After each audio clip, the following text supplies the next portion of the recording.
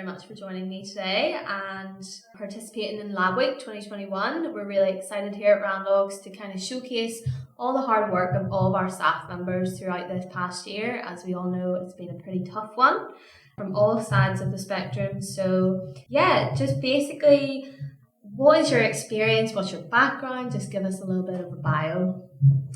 Yes, of course. I studied at university here in Northern Ireland with a degree from the School of Biomedical Sciences and went on to the Queen's University in Belfast to do a PhD in molecular biology. Okay. So this was back about 10 years ago. I never suspected that I would be part of such a huge, momentous occasion where the world completely just stops due to the identification of a novel coronavirus. We know things like that have happened before, like swine flu, avian flu, and things like Zika in Africa, but never did I ever comprehend that we would be experiencing such a worldwide global pandemic. As a molecular biologist, my passion was always looking at human genetics and human disease. But the experience and knowledge that I've gained at university and working as a research and development scientist at Randox provided me with the information and the knowledge and skills to work within the front line of COVID-19 diagnostics. And of course, that brought me on to working as a laboratory manager, the Randox Clinical Laboratory Services as a COVID-19 laboratory manager. Yes. So before you became before COVID hit, essentially you were, in the role that you are now as molecular specialist, product specialist. Yes, that's correct. So my career at Randox has been quite diverse and varied, which is great. I started working as a molecular research and development scientist, and after working 4 years in that position, I moved into the sales department, working as a molecular product specialist, assisting and supporting sales staff with regards to developing new business at Randox. So I never really envisaged to be back working practically in a laboratory setting. And last March, I received a phone call asking me would I very much like to go back into the lab to manage the new COVID-19 lab. And back then we were testing maybe 100 samples per day in a small laboratory. And over the course of a few weeks, we had created this immense super lab, and I have been involved in establishing the extraction labs, establishing PCR labs, implementing the robotic automated systems, and of course using the Randox Biochip array technology, which was used to detect the coronavirus, but also implementation of qPCR methods to quantify the levels of coronavirus in patient samples around the United Kingdom. Yeah, would you say then from those very first few weeks of establishing the first COVID-19 labs at Randox, how much has it changed? It has changed more than I could ever imagine. I remember explicitly back in March doing 100 samples per day using an extraction platform that could extract 16 samples in about a period of an hour and a half to 2 hours. And I remember one day I came into the lab and made 500 samples, and I thought, how are we going to process 500 samples? It's going to take forever. But one thing that I was soon to realize is that Randox is very much invested in being the best and is dedicated to reinvestment and ensuring that we have the best facilities. So a new laboratory was made. In fact, 4 new laboratories were made, and the capacity soon went to 10,000 per day, 20,000 per day, and now the current capacity is 120,000 COVID-19 tests per day. So it's such a momentous occasion to be part of such a great project helping and assisting the the UK population in regards to fighting and combating COVID-19 infection. Absolutely. And as you say, you just wouldn't imagine it back in March. I don't think any of us imagined it, but in terms of the capacity that we can now work at to combat this in the UK as well, it's just brilliant to see the progress and the determination. And that's really what we want to highlight this week with Lab Week 2021, and just the dedication of all staff members from the very start to today as the pandemic is ongoing. Of course, yes. So Randox have got such a huge, passionate workforce, both scientists and non-scientists, and undertaking an effective COVID-19 laboratory requires both scientific and non-scientific expertise. So we were able to essentially provide a secondment to each member of staff to bring them into the lab, either as a scientist or a non-scientist, depending on their experience and their academic background. So everyone played such an important part, from the sessioning department right through to qPCR amplification curve analysis. And of course, as the lab started to grow and evolve and develop, and the original Randox staff started to be released back into their pre-COVID jobs, that gave us a real good motivation to start recruiting new scientists from around Northern Ireland, but also the Republic of Ireland and mainland UK. So in last year alone, I believe we recruited over 800 scientists and non-scientists just to support the COVID-19 testing labs. Absolutely. I've even heard reports of ones coming from Sweden, coming all across the UK to come and be part of this momentum. And it's really amazing to see.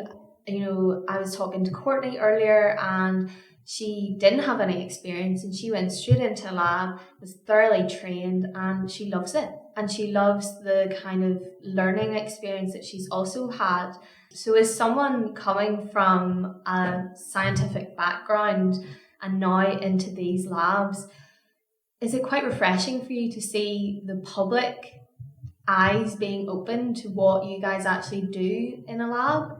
Yes, we know that the healthcare industry involves so many different types of medical professions. And of course, you've got your frontline NHS staff, respiratory doctors, intensive care consultants and nurses doing a sterling job. But in the background, you have all these team of biomedical scientists, microbiologists, molecular biologists working within the clinical laboratory setting, testing samples and diagnosing people based on the samples in which they provide. So it's great to see scientists and people who work within laboratory settings getting recognition for the hard work that they have conducted. Because scientists, the laboratories are working 24/7 as well as the wards working 24/7. So I think a lot of respect has been given by the public in regards to the work that laboratory and scientist staff are actually doing on a daily basis. Absolutely. And even before COVID, pre-COVID, when 70% of diagnosis happens because of testing and because of those lab staff testing and doing it correctly and giving the doctors and the nurses the ability to diagnose ailments and illness. And I think you'll probably feel the same, that it's about time that these lab staff get the recognition that they deserve for working so tirelessly all the time. 100%. And now, of course, no one ever wishes that COVID did happen, because it's brought so much turmoil and bad news into the global arena. But having to react to this global pandemic has provided the UK with and other countries as well, has provided the UK and other countries with a really strong molecular infrastructure. So if anything is ever to happen in the future, may it be a mutated coronavirus in the future or some other form of respiratory virus, then the reaction to that will be much more efficient, and a lot of the staff will have the experience and will be able to provide a much quicker response and hopefully prevent any significant number of deaths. Absolutely. As you say, with the new variants, the possibility of new variants coming to our shores, And, it is quite unnerving, but we do have the infrastructure to tackle those. I do think also there's a focus on progressing and running with the scientists with the new ideas and making sure that we're always moving. As you said, with Randox, we like to propel ourselves to be the best that we can in the industry, and that's definitely proven right during the past year with the pandemic, and it's quite exciting to see what could be in the future as well. Yeah, molecular biology is such an evolving subject area, and we can see that in real time. For example, over the 2020, it was very much PCR based, and now we're starting to talk about antigen testing, and also now as the new variants are being identified around the world and global travel starts to pick up again, that really does increase risk of variants moving around, mixing, and potentially creating something that could be quite disastrous. And that's where molecular biology really can evolve in a good way.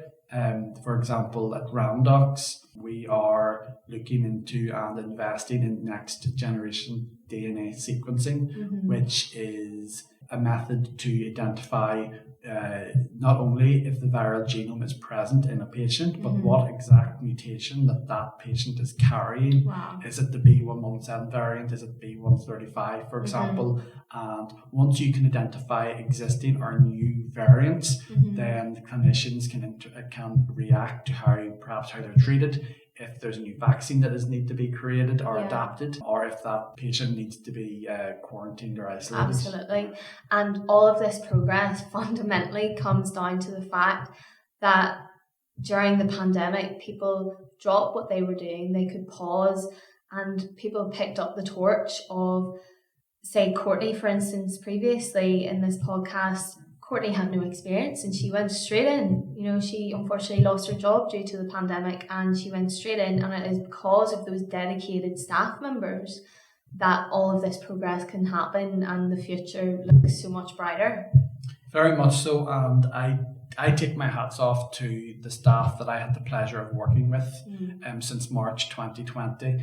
Since we started with a handful of staff working doing COVID-19 testing to over 800 PCR, over 800 lab staff. So each and every single one of those scientists and non-scientists alike deserve immense credit for the work that they've conducted, and not only the scientists in Randox here in the UK, but all around the UK, all around Europe, and all around the world, because what the world has done to come together to fight this terrible virus has been something that I think will go down in history books, and it's been such a proud moment for me as a molecular biologist to work with other professional molecular biologists within the COVID-19 lab management circle. So it's definitely a moment that I will have memories about. Absolutely. That pretty much answered my next question of, do you feel a sense of pride from what has gone on the past year, not only in Randox, but across the world, of scientists and non-scientists coming together? Yeah, I am proud because, of course, it has been a negative situation to have a new virus circulating the globe in such a devastating manner. But I think as a molecular biologist, it's proud to be involved in a super lab testing for COVID-19 for your own country. Absolutely. And seeing how other countries interact and really playing a significant role in combating the disease. Absolutely. Well, that's all we have time for. So, Dwaine, thank you very much for joining us and sharing all your experiences and knowledge. You're welcome. And shining a more positive light on what the horrendous situation that we've been in proves for the future and looking forward. Thank you. Thank you.